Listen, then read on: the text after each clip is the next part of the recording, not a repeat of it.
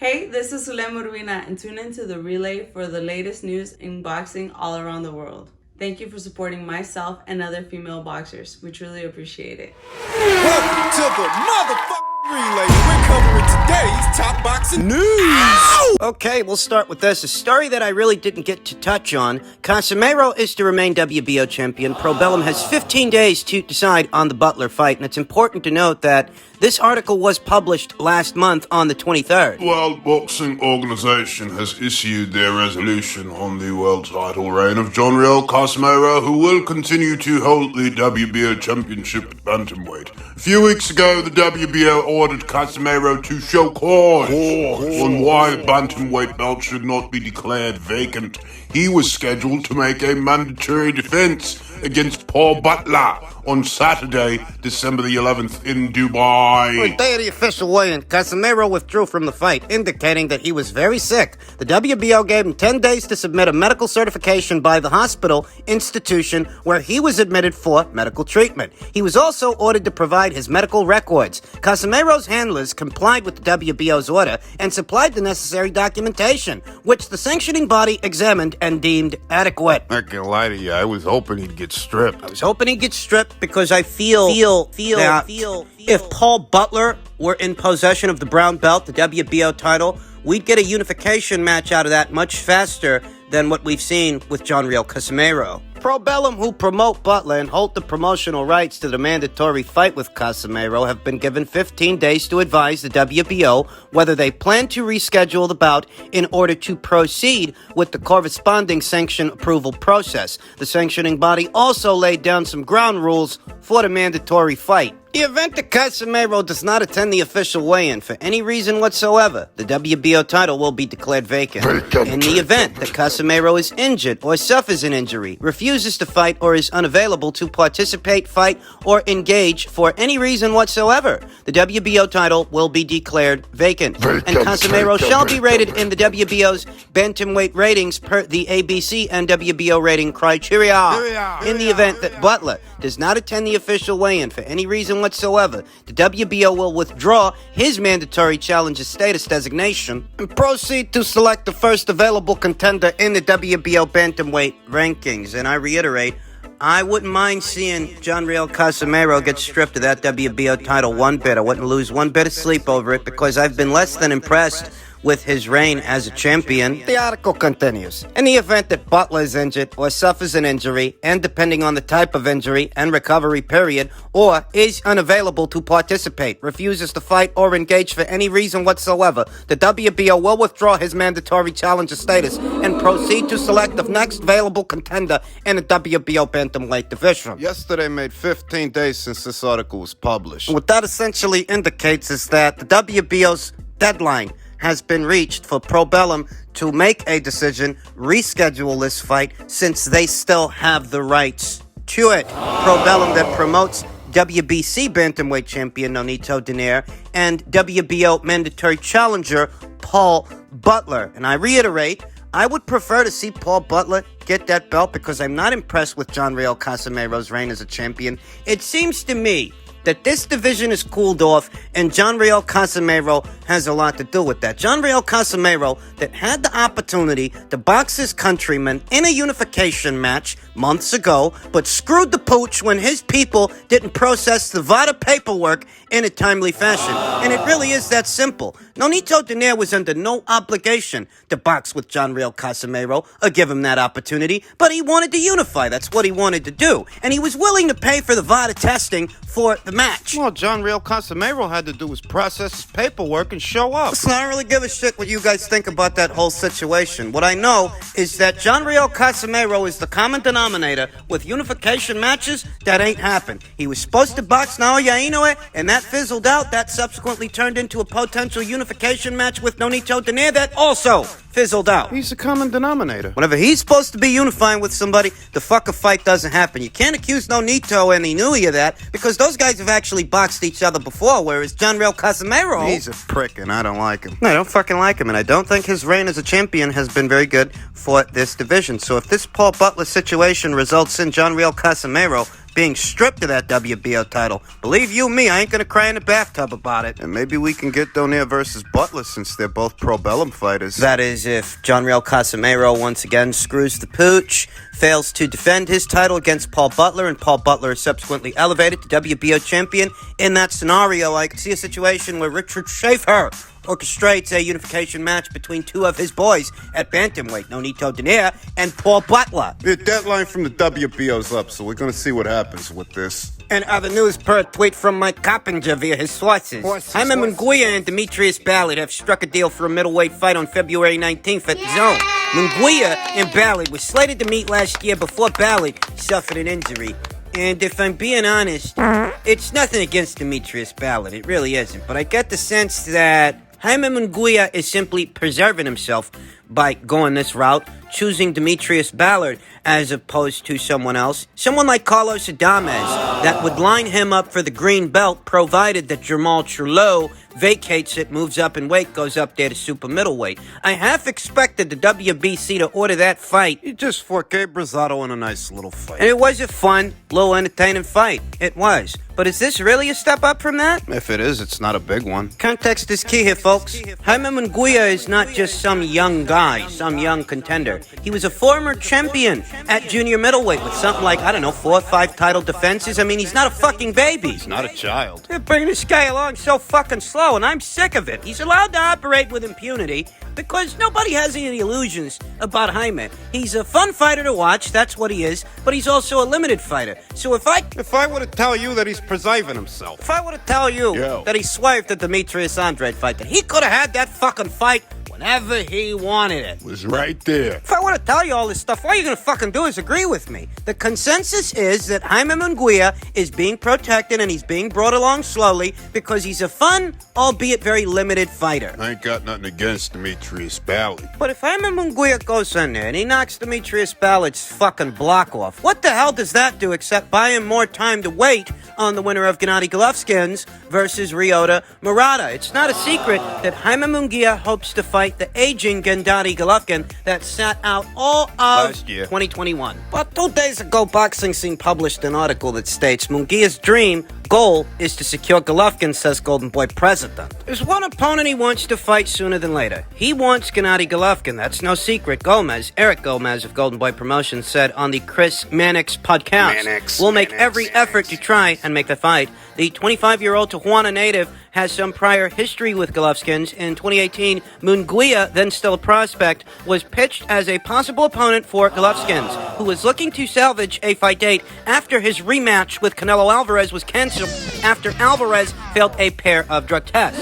In the end, the Nevada State Athletic Commission rejected Munguia as a candidate, citing his inexperience. Golovkin eventually fought in California against Vanez Martirosyan. A Golovkin versus Munguia bout would potentially benefit from this backstory. We've had some preliminary talks, Gomez said, and we feel that we can get it done. We feel that Golovkin can get it done. It's totally up to Golovkin if he wants it or not, but we feel we can get it done. I don't begrudge Jaime for pursuing a Golovkin fight. It would be a good fight. Gennady is a world champion, and he still is the biggest name at middleweight. That being said, I don't hold it against Jaime that he wants a Golovkin fight. It's everything else that bothers me. The article continues. If the Golovkin fight doesn't materialize, we'll look at the 2 other guys, Gomez said. We'll look at Charlo. Munguia is currently number 1 in the WBC and WBO. Munguia is ready for any of the top guys here. We've been hearing that for about 2-3 years now. We're considering the Andrade fight. We've talked about it internally. He loves the Trullo fight. He would love to fight Trullo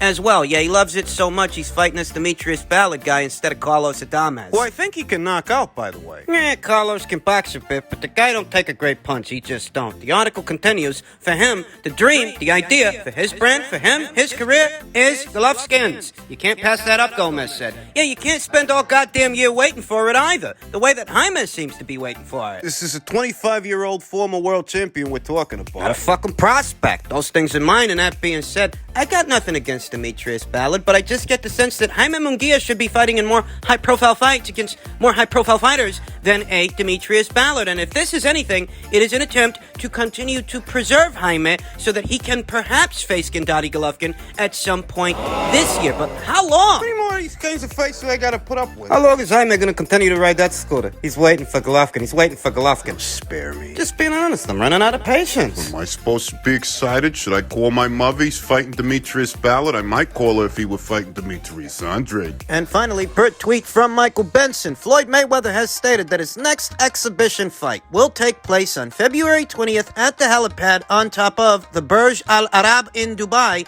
UAE. With an opponent that is yet to be announced. But Floyd Mayweather named YouTuber and social media star, social media influencer, Money Kicks as a possibility. Never heard of him. Floyd Mayweather will be gloving up once again. The 44-year-old Hall of Fame boxer announced in a press conference that he will be participating in an exhibition bout on a helipad at the Burj Al Arab Jumeirah Hotel in Dubai on February 20. February 20th, we haven't chosen an opponent yet, but I look forward to it, and hopefully we give you guys something to see, Mayweather said. Another exhibition with a social media influencer. A 19-year-old social media influencer. I don't get the sense that this endeavor will have a U.S. broadcast partner. Similar situation to what we saw when Floyd Mayweather Jr. traveled to the land of the rising sun, Japan, for that Tenshin Nasukawa crossover fight. That fight didn't have a U.S. broadcast partner either. And I don't get the sense that this one will, based on where it's going down. It's going down in Dubai, the UAE. Yeah, I don't think Showtime's going to be showing this. I don't get the sense that Showtime is involved because the time zone is not accommodating for an American-based premium cable network. And what would they bill it as? Would they bill it as a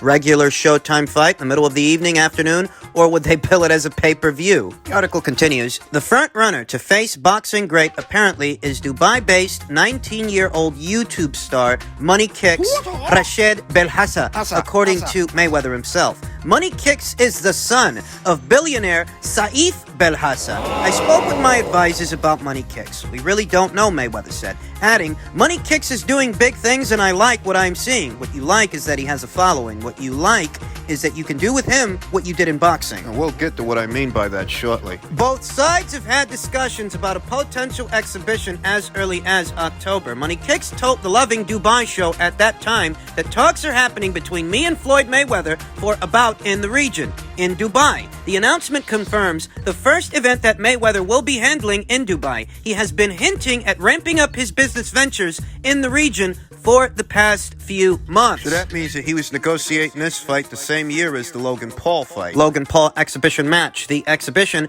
that took place last year. Last year, He did that thing with Logan in June. well, I don't like to call what I'm doing a fight, Mayweather said. I like to call it a limited edition boxing showcase because it's bigger than just boxing. It will be a very special crowd, he continued. Not too many people. So if you get the chance to come here, you must know that you are very special. You must be very rich. That's what he really means because you can only fit so many people on this helipad. Hopefully that helipad buckles under the weight of all those people. They all fall to their fucking death.